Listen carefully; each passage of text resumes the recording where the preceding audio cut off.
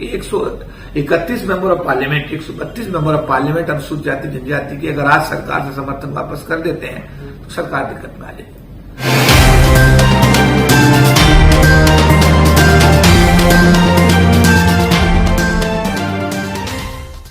Sir, Bahujan Samaj के युवा नेता चंद्रशेखर आजाद पर अभी कुछ दिन पहले हमला हुआ, जिस पर अभी तक कोई कार्रवाई नहीं हुई, तो उसी के विषय में 21 तारीख को जंतर मंतर पर आंदोलन है, किस तरह का आह्वान करेंगे आप?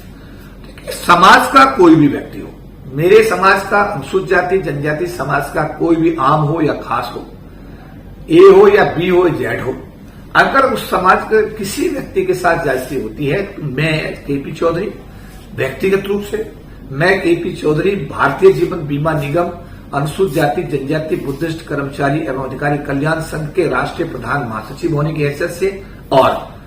देश के 40 लाख सरकारी अधिकारी कर्मचारियों के वेलफेयर के लिए बनाए गए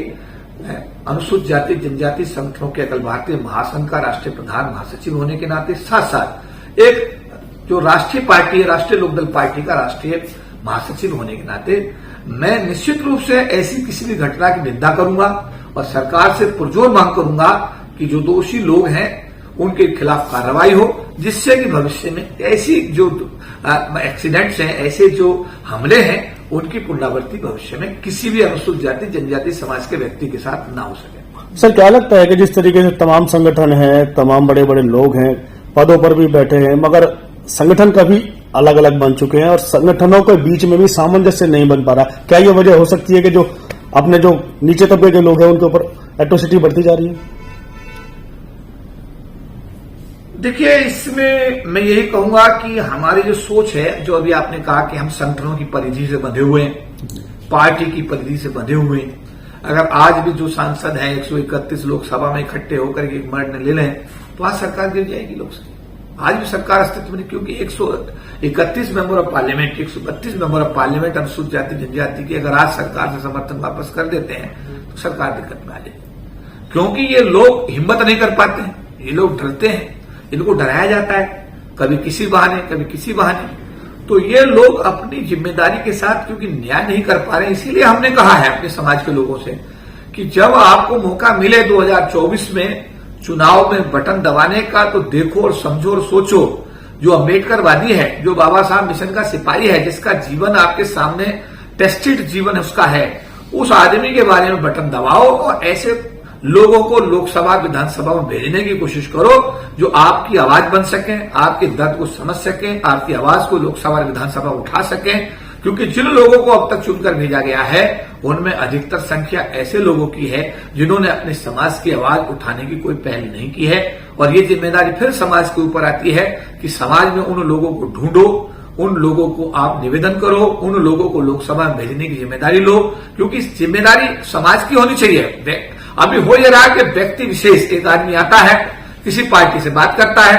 पैसा इधर उधर से कमा लेता है, उसके बाद पार्टी को अपना फंडिंग करता है, उसके बाद में फिर अपना टिकट ले लेता है और पार्टी के चुनाव चिन्ह पर वो एमपी बन जाता है और पार्टी के ही आधार पर, पार्टी के दिशा निर्देश पर 5 साल काम करता है। अगली बार उसे पार्टी टिकट देती है तो चुनाव लड़ता है, नहीं देती है तो घर जाकर बैठ जाता है, लेकिन वो 5 साल में भी समाज की कोई बात नहीं करता। ये बड़ा दुर्भाग्यपूर्ण है और ये समाज के साथ बड़ी नाइंसाफी है। मैं फिर ये कहूंगा कि जो भी लोगों को आप चुने, 2024 अभी हमारे सामने है, 2024 में चुने और विधानसभाओं के चुनाव जो हमारे सामने हैं उन विधानसभाओं में भी आप इस बात का चयन करें कि जो अम्बेडकरवादी हैं, जो आपकी आवाज उठाते हैं, जो आपके बीच में आते हैं, आपके बीच जाते हैं, उनको भी टेस्ट करवाने जाने वाले लोगों को, कि कहीं ऐसा ना हो कि आपको वो फिर एक बार आप अपनी मीठी मीठी बातों में आपको ठगने की कोशिश करें। तो मैं समाज पे जिम्मेदारी डालना चाहता हूं कि आप अपनी जिम्मेदारी को समाज भी समझे, ऐसे लोगों को छांटे जो बाबा साहब मिशन को सींचने का ईमानदारी से काम कर रहे हैं और ऐसे लोगों को विधानसभाओं में और आने वाले लोकसभा में भेजने की कोशिश करें। सर, 2024 की आप बात करें, 2024 के बाद में 2025 में हिंदू राष्ट्र बनाने की जो बात चल रही है,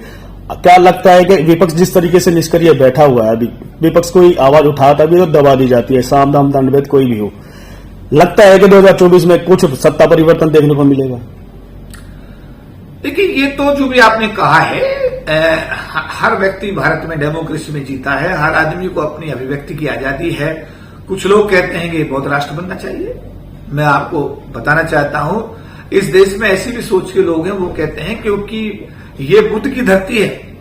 और हमारे प्रधानमंत्री देश की धरती से जब बाहर जाते हैं तो वो कहते हैं मैं बुद्ध की धरती से आया हूं। अगर प्रधानमंत्री जी खुद ये कहते हैं बुद्ध की धरती से आए हैं तो फिर तो ये बुद्धिस्ट कंट्री होना चाहिए। इसके आसपास चाहे नेपाल है, चाहे श्रीलंका है, चाहे चीन है, जो भी सराउंडेड कंट्रीज हैं वो मैक्सिमम कंट्रीज जो है बुद्धिस्ट हैं।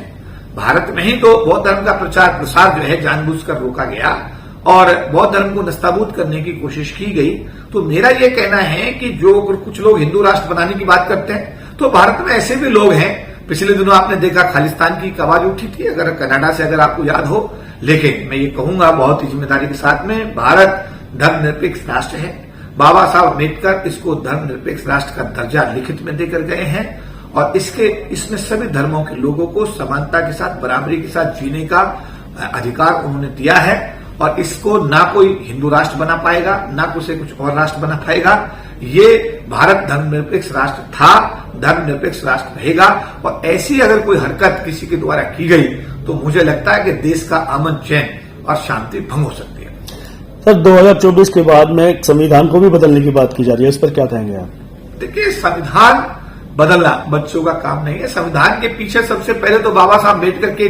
1/4 आबादी 35 करोड़ लोग खड़े हुए। मैं भारत के लोगों को बड़ा स्पष्ट कहना चाहता हूं, बाबा साहब अम्बेडकर के बनाए हुए संविधान के पीछे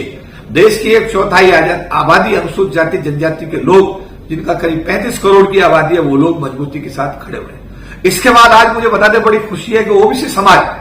जिसका काशीराम जी अपने पेन के माध्यम से स्पष्ट करके गए थे कि ये 85% और 15% का जो फार्मूला बताया, अब ये 85% आज जो बेंगलुरु के अंदर अब जो हमारा मीटिंग शुरू हो रही है उसमें जिस पार्टी से मैं ताल्लुक रखता हूं, राष्ट्रीय लोकदल पार्टी का महासचिव, मेरे राष्ट्रीय अध्यक्ष जयंत चौधरी साहब भी आज बेंगलुरु पहुंच गए हैं, उस बैठक में भाग लेंगे। तो सारे लोग इकट्ठे हो रहे हैं। प्रजातंत्र है, डेमोक्रेसी है और इसमें मेरा यही कहना रहेगा आपसे कि कोई संविधान बदलने की अगर बात करता है